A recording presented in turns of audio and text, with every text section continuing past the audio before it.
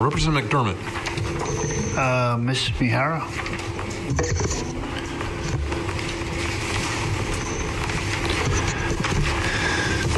Thank you for coming up. Just so I don't sandbag you, I want you to know that I was a foster parent for about 6 years, 5 different children. We've adopted them all. So that's been a course over about 15 years. So we have children ages 13 to 32 with 3 of our own biologically mixed in there. It's not something I planned to do, it just happened. So I tell you that so you're prepared for the questions I ask. For me, sitting up, they only have one problem with the bill, and that is changing the name from foster parent to resource caregiver. You see, to me, words mean things. And when I stayed up in the hospital when my daughter had her appendix out, and then 2 weeks later her brother had his appendix out, and I stayed in the hospital all night, was I a resource caregiver or was I being daddy? I was being daddy, yes. Right? Can you see, and the question is, that's what you're, can you see why I would have a problem with the language change? Yes. It was changed because research has shown that children, when they reunify with their ohana, their family, they thrive. It's not always the case, and I'm very glad that our foster children found a loving family and you adopted them. So you are their family. But so what we're trying to do is we want to encourage that our children get reunified with their own ohana. It's what we call kin placement. So we are changing the thinking on the part of all of our foster parents by encouraging them to be caregivers of the children in their care, and you all are excellent caregivers, but also to be a resource to the biological family, to enable the biological family to address all of their needs or risks that brought the child into our care. So in order that the child can eventually be reunited with their family. So there isn't a reason behind it. Yes. And the rationale is to de-emphasize the foster parent's role in the child's life. That's what I'm hearing, correct? Hi, my name is Kail Perez, and I'm the Child Welfare Services Branch Administrator. It's really a growing philosophy, and as Mona Maehara explained of the research, that there's a lot of success in working together as a team to make an attempt, a reasonable attempt to reunify children with their families. And what the best practice shows that that effort up front to bring the resource caregiver and the parent together, birth parents together on behalf of the child, work together.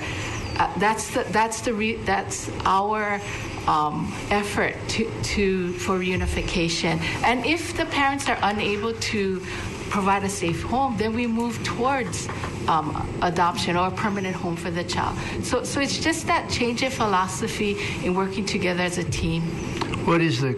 I know the answer to this question, but what is the criteria you use in evaluating the child's best interest of the child, correct? Right. That's what the courts... So if the child's parents are living in a van, strung out on ice or methamphetamine, you put them in foster care. Mm-hmm. Everybody here today is talking about foster care. They're not saying resource caregiver. The parents, the kids aren't going back with those parents. No, they won't. Right? Not unless they rehabilitate and are able to provide that safe home for the child. Yeah. We would not be unified. See, I come at this from a real-world perspective. I must have been in family court no less than 30 times. Mm-hmm. Contested cases, hearings, on and on and on. And you're talking about working with the family and stuff. From my experience, that's icky, sticky, very rare. This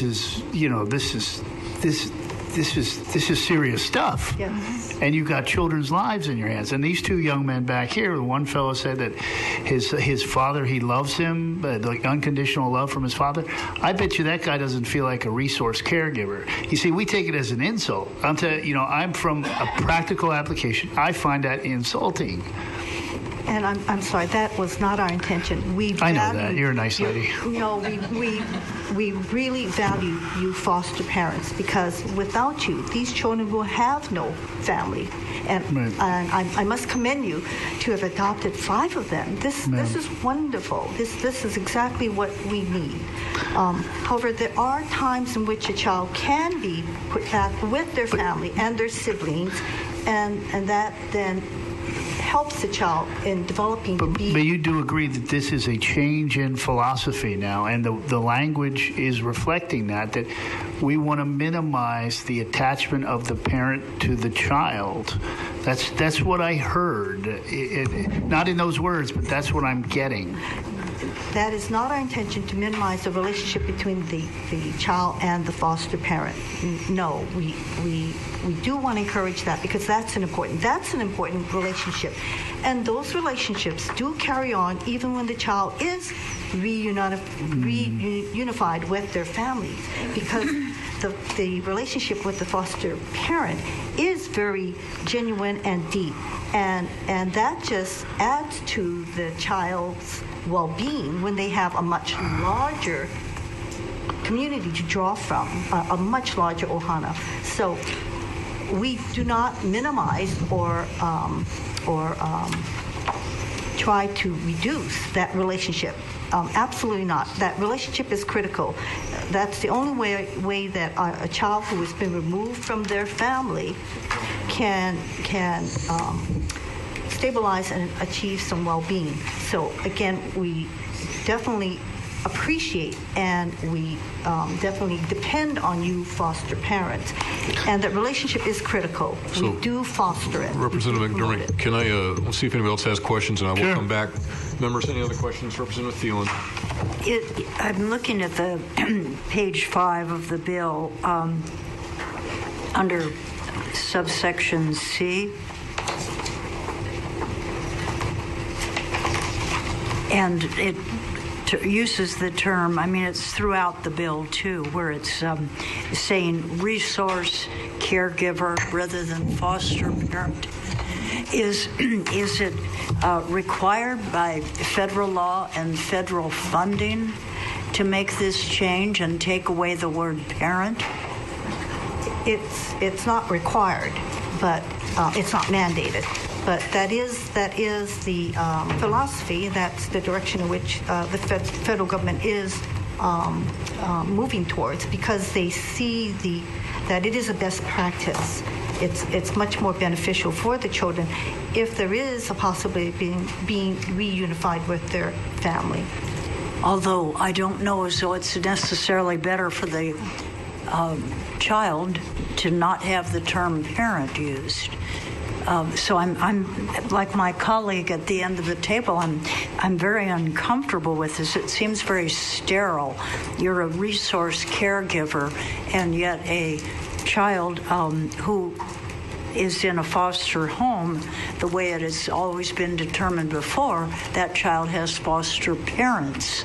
And the word parent is much more meaningful and warm and right. And nurturing, yes. So you're saying there's no legal requirement from the federal government that we won't give you funding unless you make this sterile change?